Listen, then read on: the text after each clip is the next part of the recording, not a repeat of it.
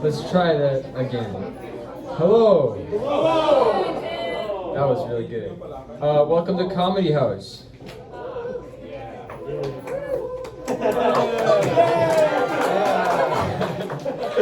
All right, we have a bunch of great performers tonight. I'll let them introduce themselves. Well, most of it. I'll say their names. So Caleb C., get on up here. Let's give a round of applause.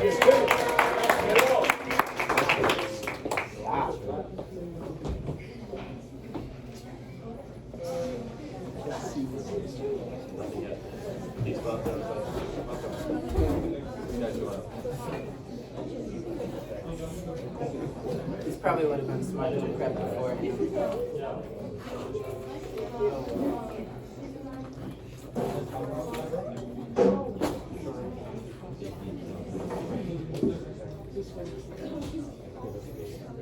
Hey yo. I'm gonna do this standing up because they call it stand-up comedy for a reason. Thank you. On another series of jokes that I'm really good at, I'd like to say, people are always like, Caleb, you're such a stand-up guy. And you know, I think I'm starting to understand that. I really am a stand-up guy. I sure am up here on this stage right now doing stand-up. In other news, I thought I should tell you guys that I think it's important to be honest in relationships. So I would like to start this comedy house out with the fact that 5 minutes before this comedy house,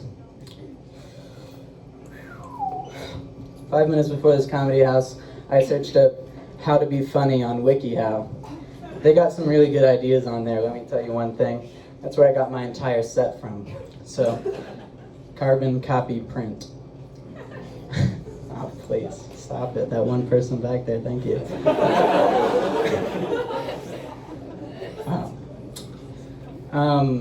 Unlike Alexa Binney, I didn't want to come up here in my retirement apparel when I'm out playing shuffleboard. So I decided to represent the best sport at Houghton College, Houghton Athletics.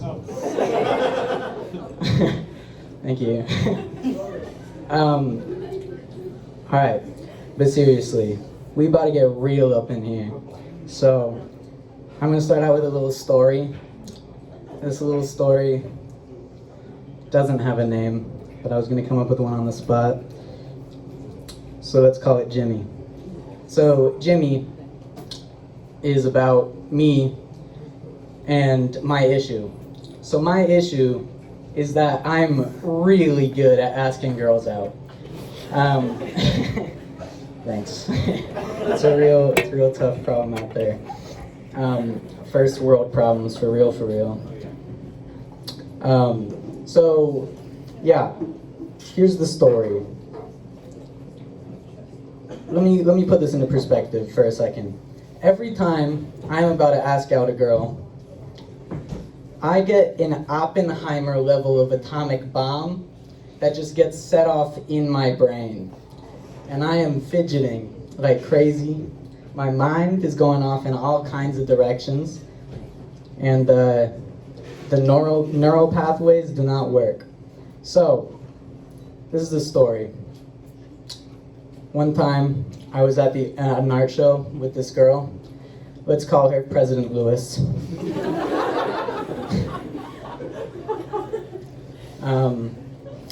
Yeah, so I was at this art show, and it was going pretty well.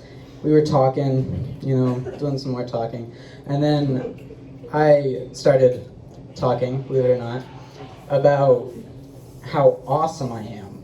So you'd think I'd have a lot to talk about, because after 2 sentences, I ran out of things to say. That's how awesome I am. And after those 2 sentences, the art show started. We were still talking because we're disrespectful to all artists other than myself. Because I'm awesome, And we go out the art show ends, and we're standing outside the tunnel. So here's the art building, not art building, here's the CFA, and here's the tunnel. Here's me at the end of the tunnel. Here's President Lewis at the end of the tunnel. I'm standing here, and I'm like, I think this is the best time. This is the time right here. Atomic level of bomb, Oppenheimer style, goes off in my brain right now. And I'm like,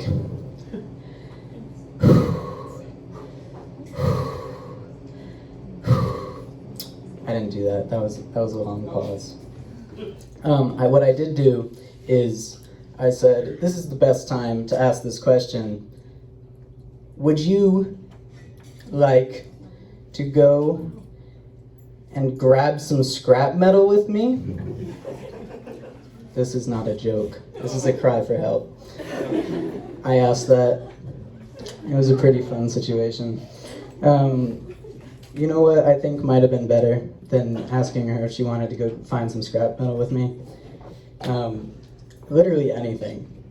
But on a more precise, concise, one of those words, level, I think I could have even said, would you fancy to take me out on a date to grab a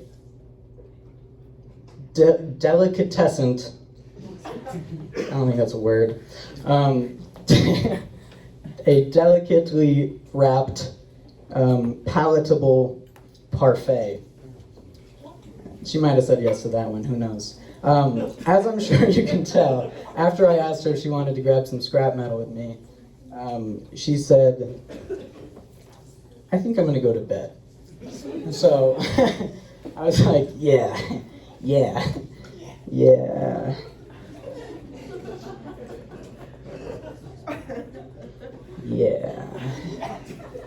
Me too.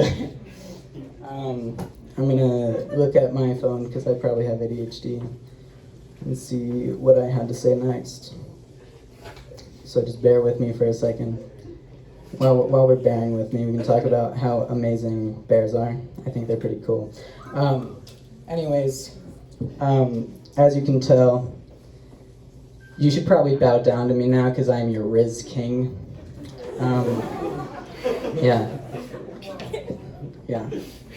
Yeah, I forgot to look at what I was looking at.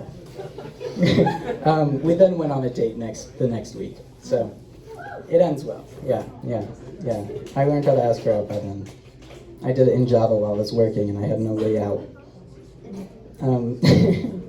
Thanks.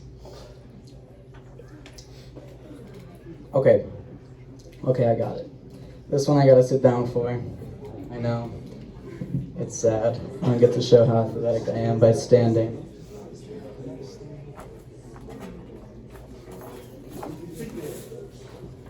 Okay, can y'all hear me? Yeah. Alright, I'm gonna project because I don't feel like messing with this mic right now.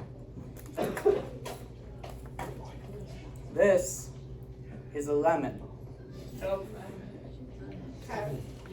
This is a lemon.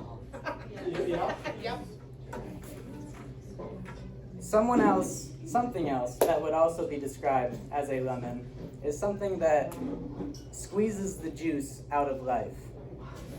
This is also a, sorry, didn't mean to show that one. This is also a lemon. Thank you. This is life. Sucking the life out of. Along those same lines, something that, this is a lemon that isn't wearing any pants. Sorry. That was inappropriate, my fault. This is my next series of jokes that are totally appropriate for Houghton. Thank you. This is a brain. These are drugs. It says prescription, don't worry. These are fried eggs. Thank you. this is the point of the show when I go back to my phone. I'm forgetful. Fun fact while I look at what else I had is that I'm officially the person that made a design for the Lambine shirts. So you'll be seeing those. Oh, please, stop it.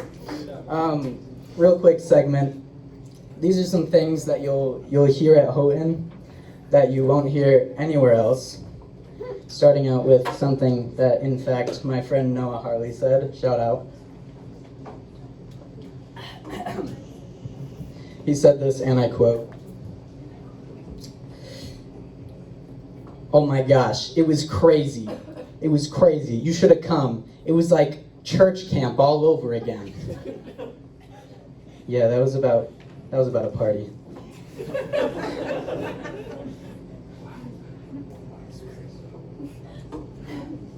Real amounts of Riz on the disc golf team.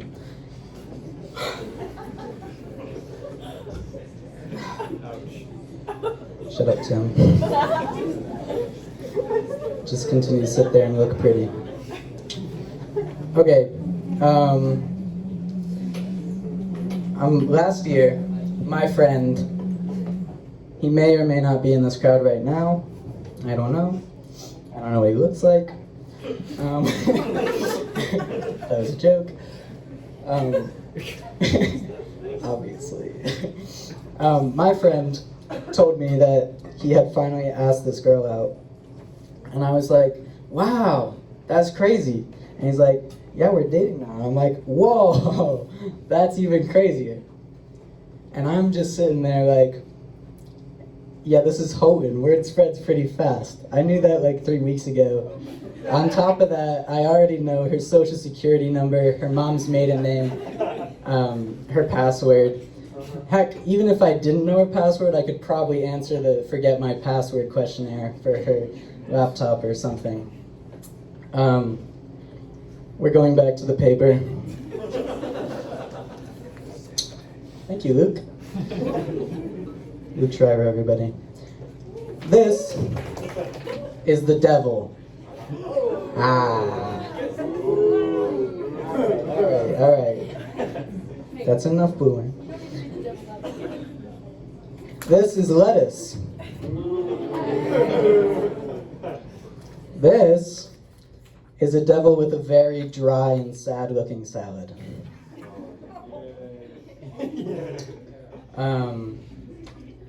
I would like to take this moment to say tribute to a fallen soldier. He's not dead, he just goes to somewhere else. His name is Van Scott.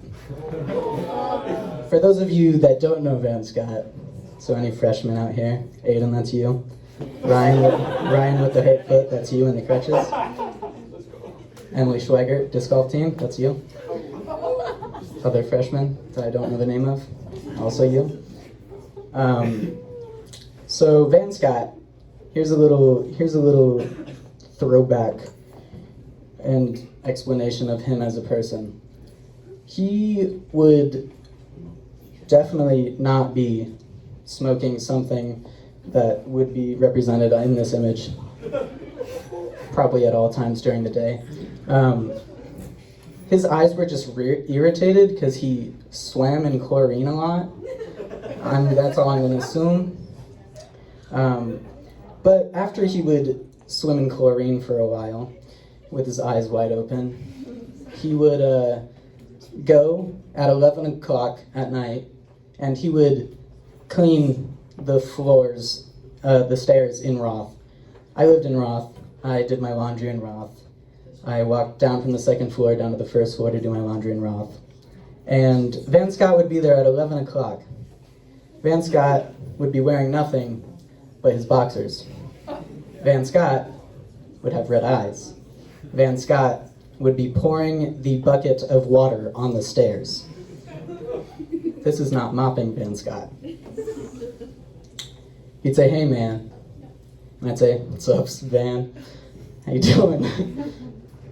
And then I'd walk down and I'd do the rest of my laundry. That's Van Scott. Some more little detour about Van Scott. is at any time after 12 a.m. in the morning, if you were to walk past his room, you would most likely hear the sounds that you think are a screech owl or a wolfman, because at any given time, you could walk past his room and you just hear, "Ah! Ah!" Yeah, that's what you hear. Because he's a profound musician, and that was his music career. He's a rapper. I don't know if he ever made any music that didn't have screaming in it, or if that's all his music was. Guess we'll never find out. Can't blame him in his chlorine eyes, you know? But here's my story about Van Scott. Is one time, now freshmen don't know this yet, but I have a leopard print jacket. Yeah, it's a puffer jacket. That matters for reasons that I'm not going to divulge in right now, because I don't have the answer. But Van Scott saw me in the dining hall by the milk station one time, and he's like, "Hey man, that's a nice jacket." And I say, "Hey, thanks man, thanks Van, appreciate that a lot." And I go back to my table after filling up my chocolate milk with part normal milk in it, because I'm a weirdo, on the disc golf team, and I have no riz. And I went back to my table and I decided that I didn't have a fork, so I had to walk back up. And for some reason I went by the milk station again. This was 10 minutes later. Van Scott was still there. I went by Van Scott and he said, "Hey man, that's a really nice jacket."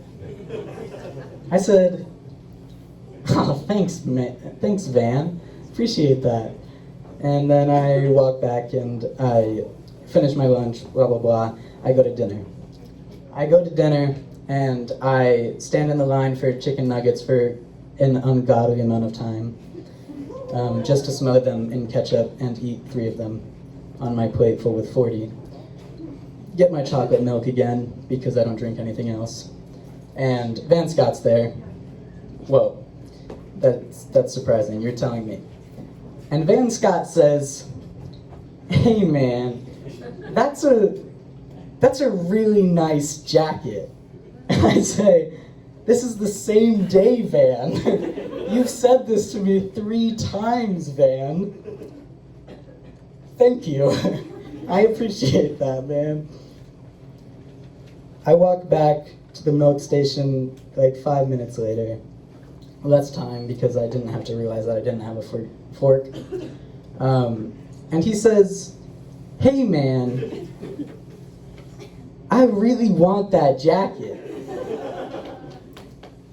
And I say, "Yeah?" And he says, "Yeah, man. Can I give you $90 for that jacket?" I did not say yes. I still have that jacket. He does not. That jacket wouldn't have fit him. He had many more muscles than I had. He doesn't play on the disc golf team.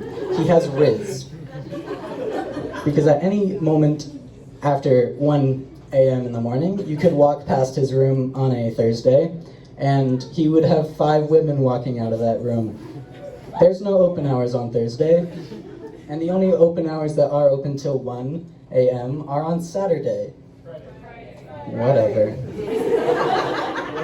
Friday is Saturday. Abe's right. Alright. I'm on the disc golf team. I don't have girls in my room.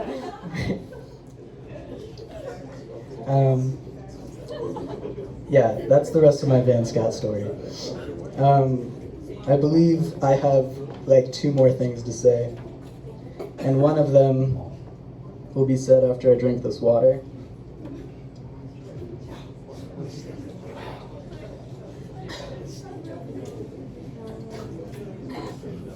Almost done. Okay, so one day I was in the city this summer, one day being many days because I live there, the city being New York City, and I was wondering what the heck Luke Canada Dry over there, Luke Yell, and his buddies were doing up in Canada to make it so smoggy out. I walked out of my apartment and it was orange. What kind of pranks are you doing up there? Are you trying to burn your entire country down? Did you have a giant bonfire? Because I'm not here to blame you if you did. That's cool, that's great. You know, sometimes you just gotta light it up like Van Scott. But chlorine, it's chlorine. But I'm like, man, I can't even see the Empire State Building out here. And I was searching for like 10 minutes. I had my glasses on, which doesn't matter because they're blue light and I don't need glasses. But I was up there and I was like, I started searching for other buildings too. And I'm like, man, why can't I see the Empire State Building? I couldn't see it 5 minutes ago. And then I saw it and I was like, man, the Twin Towers, I can't see them either.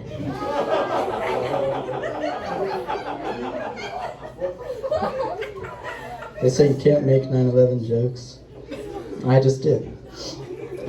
One of my landmine designs for the hoodie was gonna be one landmine over here, one landmine over here, and it was gonna say never forget.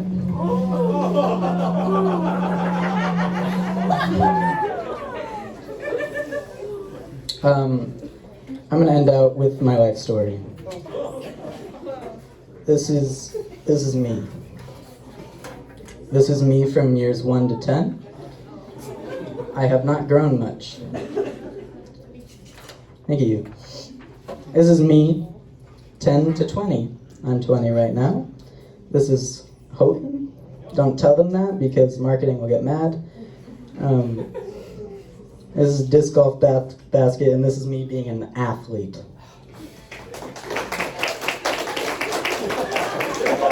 Please, I'm on the disc golf team. Let's not get antsy here. Let's not get ahead of ourselves. This is me when I'm 25 till I die. This is Andre Spronk. I'm in the NBA. This is me dunking a basketball without having to jump. As you can see, all that will be growing is not my legs, but in fact just my torso. So from my legs here, that will be the same, but my torso will just be going through the ceiling tiles up there.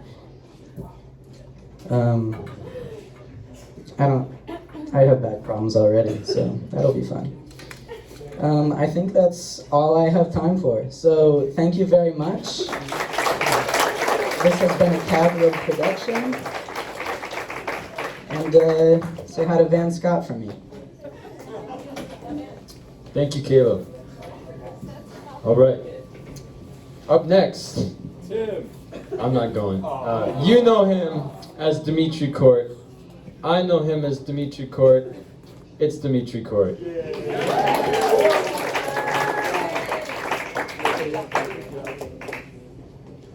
Stand-up comedy? No, thank you. Happy No Shave November, everybody. I like looking at all your faces. Hairy. Cool. I pass by this tree on the way to and from the townhouses every time I go to and from the townhouses. And there's ferns in this tree. Do you know what tree I'm talking about? There's these ferns, and the ferns are hanging there. And I was looking at this tree, and I'm like, wow, this is pretty gruesome. You know, like I really hate to see it, but that's what happens when you go against the fern monarchy. Get hung in a tree to send a message. It's a message of fear. You get hanged for your crimes, but I respect it, right? Really. The fern crown must be upheld. Without it, I really don't know what to do. You know, Up is actually a pretty funny movie. I'm gonna stand up. I mean, you have to take out all the stuff about the guy's dead wife, but then it's pretty funny. You know, it's just like, Old explorer, spends his whole life hunting snipe. Doesn't find it ever. This kid shows up. He finds it in a few minutes. Guess the kid has to go. Can't have that, can we? No, it's not about proving the existence of the snipe for the old explorer. You know, the kid's obviously friends. You could take a bunch of clear photographs. You could work something out. Nah, it's about murder. Kid murder. Yeah. You know, they say actions speak louder than words. I've incorporated that into my life. Now I want to incorporate that into my stand-up comedy.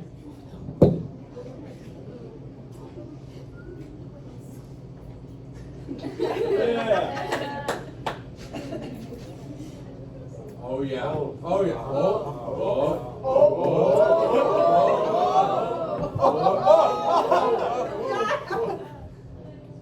Turn down the mic. Okay.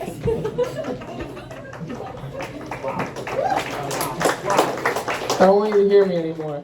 Keep going. Further. Further. There we go. I closed all the...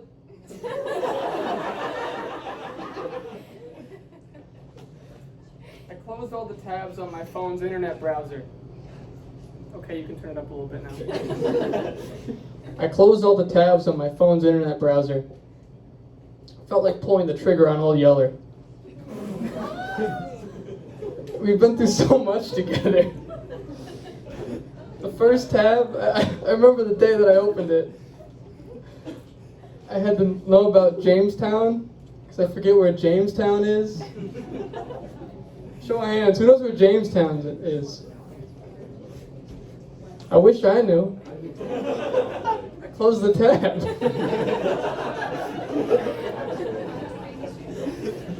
I have to look that up again. I just don't know if I'm ready to close that tab once I get it, you know? It's like every 30 tabs, all the tabs get closed, and it's like, can I really go through this again? Can I really use the internet like this? Oh. Alright, hold on. Alright, I wrote this joke because we've had a couple of fire chapels lately. Have you noticed? Like the whole semester, the chapels have been really good. There was one where there was that old saying, like, don't judge people by how they treat their friends, but how they treat their enemies. I think that's really true. I only have one enemy. I've had this enemy for 7 years. It's Stuart Little. I hate that rat. I hate that rat. He's not a person. He's in an orphanage. Okay, if you've read the book, it's different canon. I'm talking about the cinematic Stuart Little. There's a little rat is in an orphanage. So rat and you know, a human orphanage with human children in it. And these parents show up and they're like,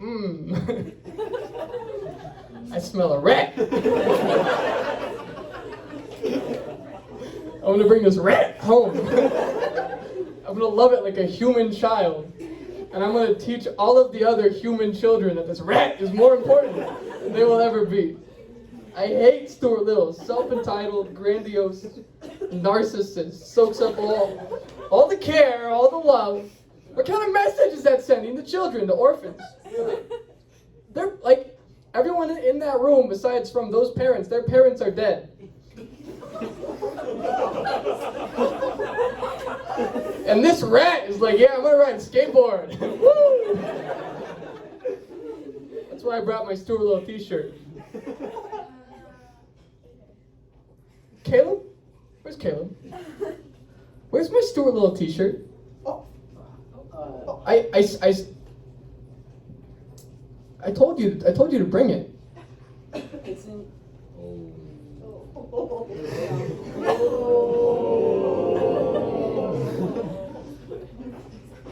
It's okay. Not mad. I am mad about Stuart Little though. I hope he gets the electric chair.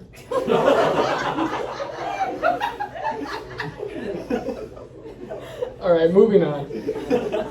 Sometimes I think that I need like an emotional support animal, like a cat, like Garfield, so we can kill that rat, Stuart Little.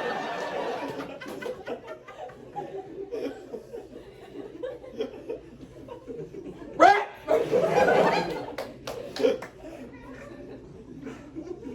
Speaking of things that I'm mad about in Garfield, you don't see the Garfield trailer? Yeah. Seems you're as sad as I am. You can't keep getting away with this. Why? Bill Murray's still alive! Chris Pratt's in everything. You didn't know, now you know. Chris Pratt is Garfield, and he doesn't do any voices. He's just, hi, I'm Chris Pratt. My other enemies are warlocks. I just hate warlocks. Like, get your hands on your own magic, you know? Don't go mooching off of your patron deity. You don't see me going around doing awful things to warlocks, though. But you know I'm in pursuit of their talisman. I'm a big fan of wizard posting. Any fans of wizard posters here? Yeah, a few. Most of you are really confused. I kind of like that. I'm gonna keep it that way. I'm someone with simple goals. So, I just want to blast a goblin with a fireball. I want to be up all night pondering the orb. Yeah. Do you know what's funny? Thank you.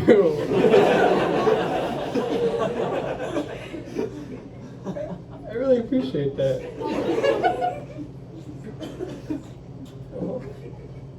I don't know what's funny. One time I was at a concert, and it was a band that I really liked, and they were talking about their first album and the circumstances that they made it under. This dude was like, yeah, I was, super depressed. I was in my room for like a whole year, and I did nothing but smoke weed and watch cartoons. And the crowd erupts into laughter. Like, wow. Maybe one day I can do comedy like that. I think that if I really try, I can make a set that's as entertaining as that. It's a pretty high bar, but I really hope that I've accomplished something. It's my whole set. I don't have anything more.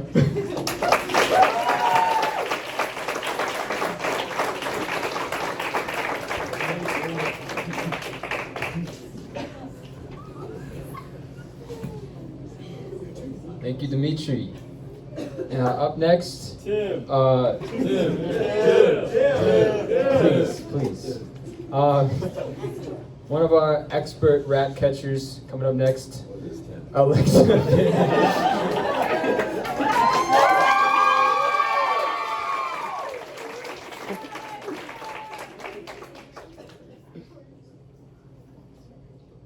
If Demetri one day succeeds in catching and killing Stuart Little, I'm wondering, will he get charged with manslaughter? Who would convict me? What jury would convict me? Manslaughter or rat slaughter? I don't know. I need to pull out my phone because I do not remember anything that I wrote down. Give me a second.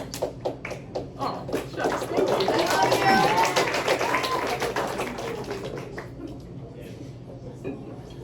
Alright.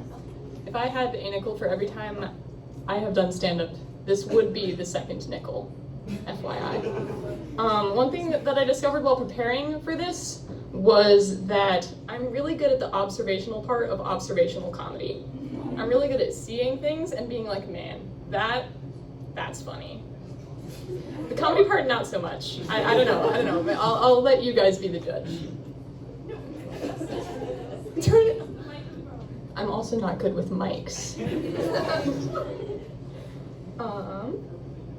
So I figured that what I could do was that I could talk about myself a little bit, like a conversation between me and you guys in the plural, like all good conversations, in that I would be doing most of the talking and you would be doing most of the listening. I'm really good at talking to people, really good, until I'm not. Any of you guys have those moments where you just kind of, you walk up to a friend that you've known for years, and they're like, "Hi, Alexa," like a normal person greets their normal friend, and then you go, "Ah!" Yeah. You just kind of like forget how to speak. All of your conversation skills go out the window. If you've ever been on the receiving end of that, I'm sorry. It's not you, it's me. Sometimes it goes the other way too, though. Like, that is accidentally being too familiar with someone that you do not know. Such as, for instance, one time I got way too familiar with the guy taking my bagel order in the morning. Here's the story. I was getting a bagel for breakfast in the morning, and I walk up to the counter, and the clerk goes, "Good morning," and I'm like, "Hi, how are you?" And he says, "I'm good." And after a short pause, I go, "That's really good to hear."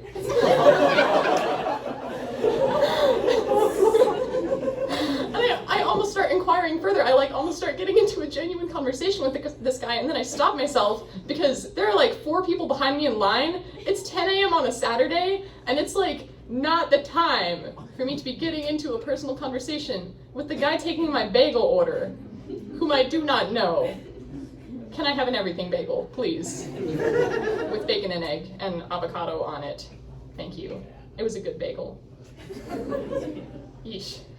Another thing about me is that I am, most of the time, a pretty rule-abiding person. If I have ever broken a rule, chances are that it has been by accident. Because I'm normally rule-abiding, but sometimes I get confused. Which maybe is relatable to you guys, but I'm just hoping that I never accidentally break a pretty big rule. Because if one day I mess up on my tax returns and the IRS comes to me like, "Hey, hey, what's this?" The excuse of, "I'm sorry, I just got confused." It's not going to fly with them. I was asked to forge a signature once, though, in the 4th grade. I think about it a lot. Like, in some other timeline, this could have been the start of my spiral into a life of crime. It wasn't, but it could have been.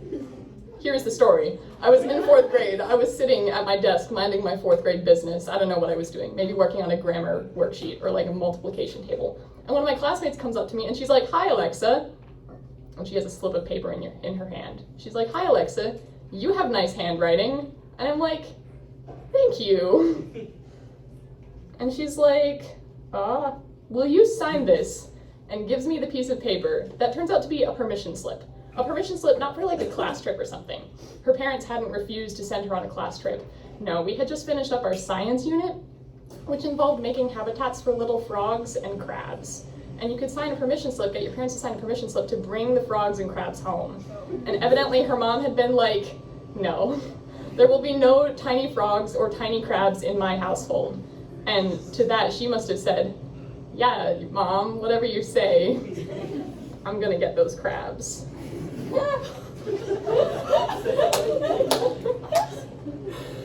Oh goodness. So she comes up to me and she's like, "Will you sign this permission slip?" And I'm like, "I'm not your mom. I don't know, there's been a misunderstanding here." And she's like, "Yeah, but you have nice handwriting." Which is like flattering, but again, at this point in time, I'm in 4th grade. I'm literally 10 years old. However nice my handwriting is for like the average 4th grader, I don't know. I don't think that it would have been convincing. I don't think anyone would have bought that I was her mother. But I was like, okay, thank you for the compliments of my handwriting. Suppose I agree to this. Let's just pretend for a minute that I say, "Yes, I'll sign your permission slip. What's your mom's name? Do you know like her full name? Do you know what her signature is? Have you thought this out?" And she goes, "No." She just didn't know her mother's name, evidently. So I didn't sign the permission slip, and she never got those frogs or crabs, which probably is for the best. And I didn't spiral into a life of crime, which also is good, I think. Maybe. Maybe crime would have paid. How many of you, I'm asking for a show of hands here, how many of you have your driver's license? Oh, that's so good, so many hands. Wow. How many of you guys really like looking at billboards when you drive? Big show of hands. Yeah. I personally love it. I love looking at signs. It's so great. Most of the time they're pretty boring, but sometimes there's one that's just like so outlandish and weird that it makes the past hour of boring signs completely worth it. Like one time I was driving down the highway going to a doctor's appointment and I see a billboard. It's an advertisement for a hospital and it's just a smiling lady and big letters that say, "These doctors gave me my arm back." What? Why did they take it?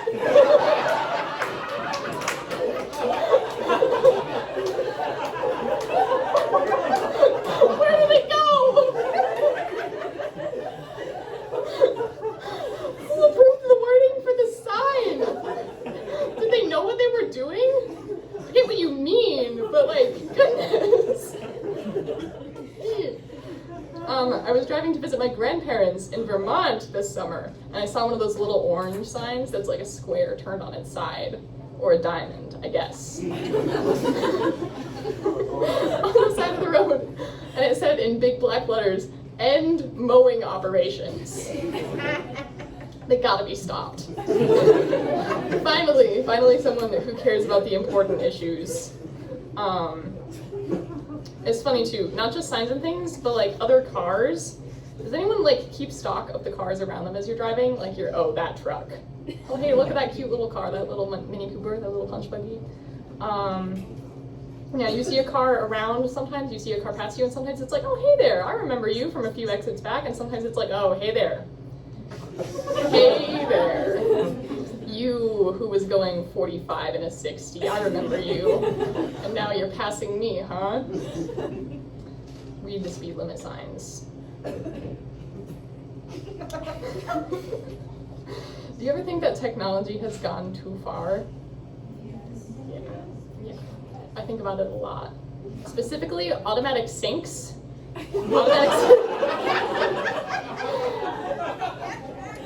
Those things, I don't like them. What Stuart Little is to Demetri, automatic sinks are to me. They are my enemies. Maybe not quite that much. Maybe I don't know if I could hate anything quite as much as Demetri hates Stuart. Stop looking at me. No, automatic sinks are the worst. I can never get it right. I feel like there's a perfect sweet spot about the size of a dime where you can hold your hand and actually get water, and it eludes me always. Automatic everything is not the way, and specifically not automatic sinks. Automatic paper towel dispensers are like a little better, but they're still on thin ice. My workplace, okay, I gotta stand up for this one. My workplace over the summer had, in their kitchen, a sink mounted on the wall, because hygiene. And in front of the sink, where a mirror would normally be, there was a paper towel dispenser, like here. And every time I went to wash my hands, if I dared to lean over the sink, even an inch too far, it would be like, bam, bam, freshly dispensed paper towel right to the face. And I don't know, if your little sensor thing can't tell the difference between my hand and my forehead, what are you doing? How good is it really? I don't know. Ridiculous. That is about all I have. Perfect 15 minutes-ish. Thank you.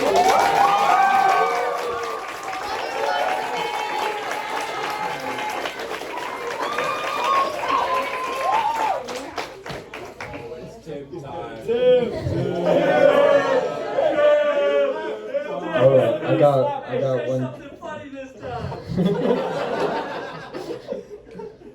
So Hannah's coming up next. That's pretty funny. Sorry. Anyways, she does a lot of things around campus.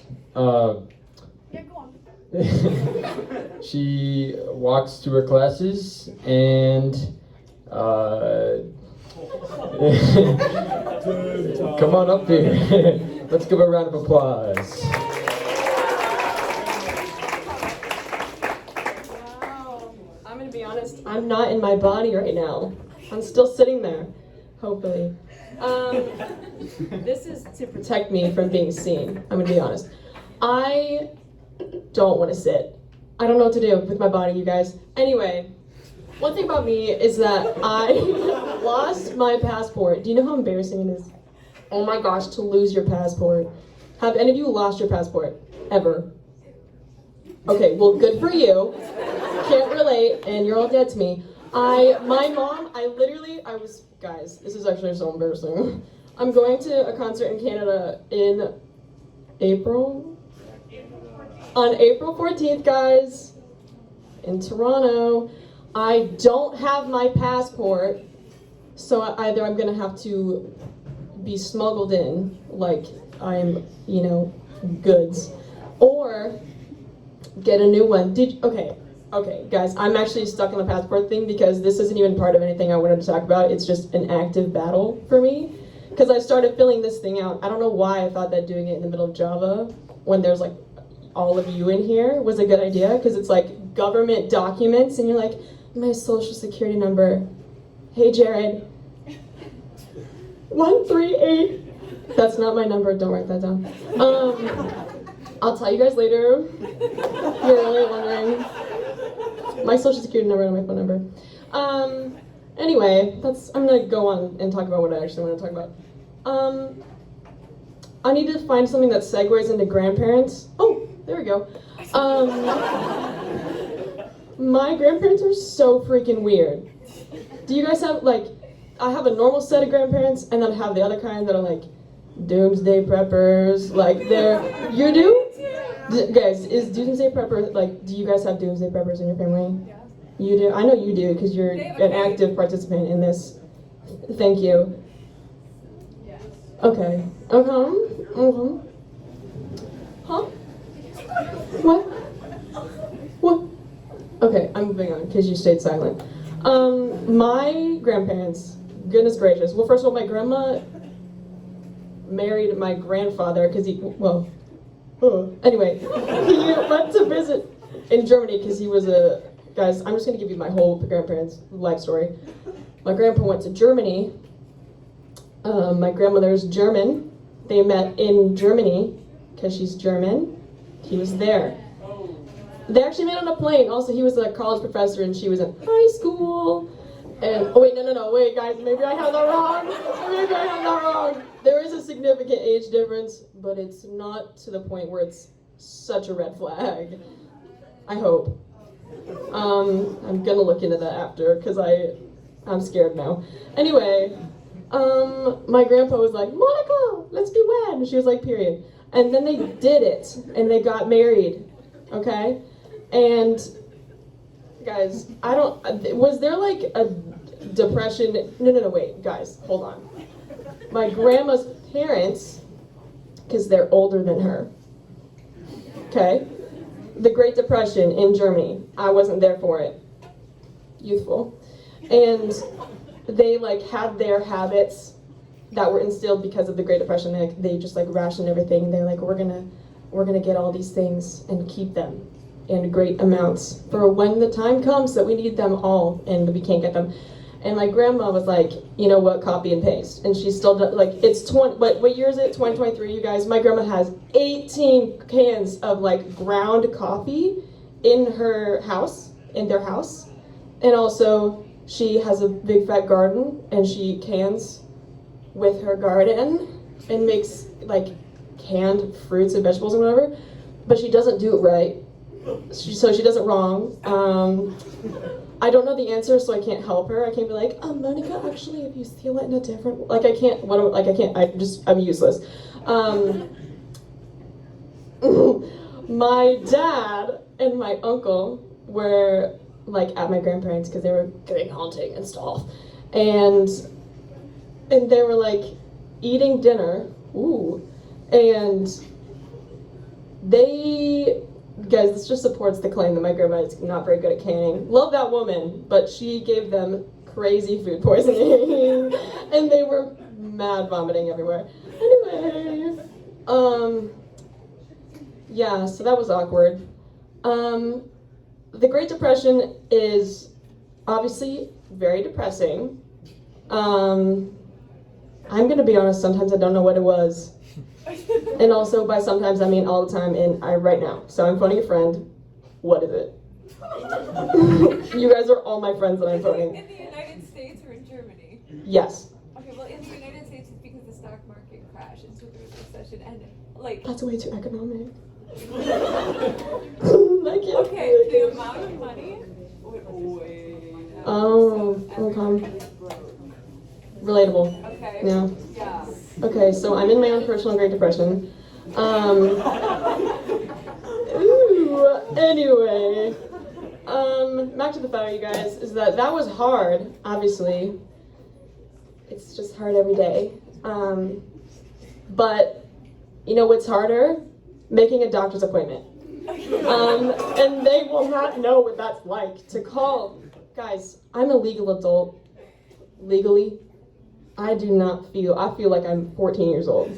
And my mom doesn't, no, she does. She's like, girl, you gotta make a doctor's appointment because you need to take care of yourself. And so I was like, hello?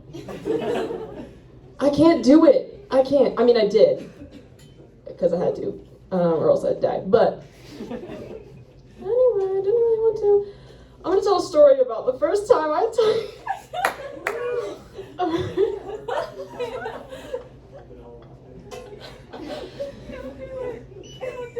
I've run out of things to say, but it's because I'm just here. Thank you. Oh, uh-oh. That was not a trap. That wasn't a trap.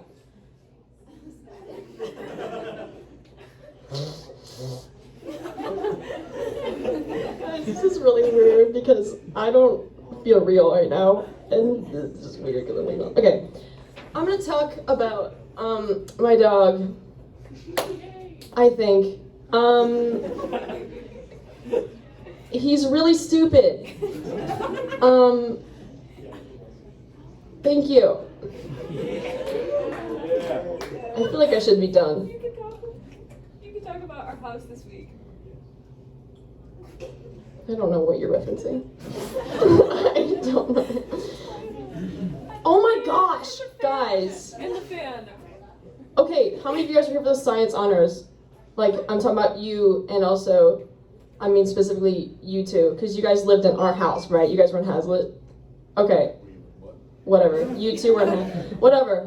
Our upstairs, basically our toilets, guys, they are so sensitive. They are weak. And they clog so easy. And when they clog once, you cannot neglect it. You've got to fix it. But no, okay, guys, this is also me low-key airing out my beef with someone. I don't know who it is. When you clog a toilet, please unclog it. This is also PSA. If you're a real one, unclog the toilet that you have clogged for yourself. Please, for the love of God, don't make your housemate do it. It's so bad, especially when you don't tell anyone, and then either your housemate, me hypothetically, goes to the bathroom and then flushes, and then it overflows. It overflows. One night, it overflowed that one night. Okay. Next morning, I got home from work. Yeah, I'm talking about my toilet being clogged right now, and.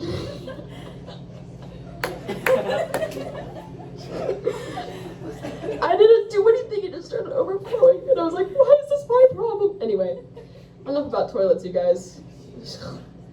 I want to go to bed. Yeah. This is me being done. Thank you.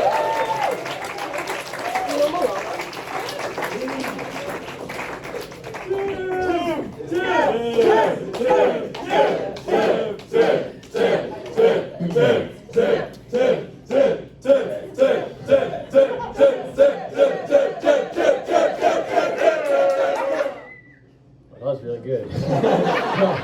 I meant to look up a joke so I could tell one, but I forgot. I don't have any jokes.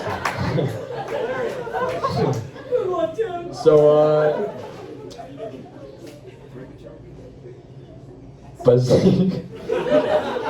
Bazinga. Thank you. All right. yeah, I think we're gonna call it there. Have a good night, everyone. Thanks for coming out. If you brought a chair in here from out there, can you put it back out there? And let's just give one more round of applause for all the people who were laughing or joking.